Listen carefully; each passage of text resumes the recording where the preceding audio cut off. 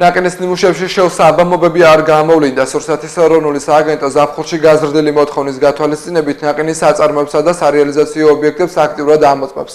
ინსპექტორების ფარგლებში მოწყდება წარმოების რეალიზაციისა და შენახვის პირობები, სანიტარო-ჰიგიენური ნორმები, ვადები და ტემპერატურული რეჟიმი.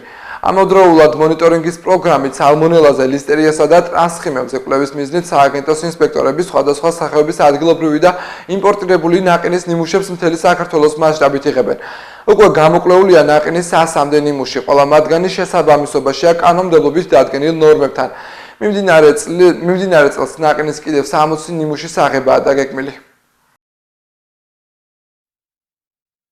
ინსპექტორების ფარგლებში მოწმდება წარმოების გადამუშავების თითოეული ეტაპი, ტემპერატურული რეჟიმები, შენახვის პირობები, ეტიკეტირება, ამავდროულად ხდება წლიური პროგრამის ფარგლებში ნიმუშის აღება სხვადასხვა პარამეტრებზე, როგორიც არის ლისტერია, როგორიც არის სალმონელა, ტრანსხიმები და ასე შემდეგ, რომელიც გამოკვლევაც მიმდინარეობს აკრედიტებულ ლაბორატორიაში.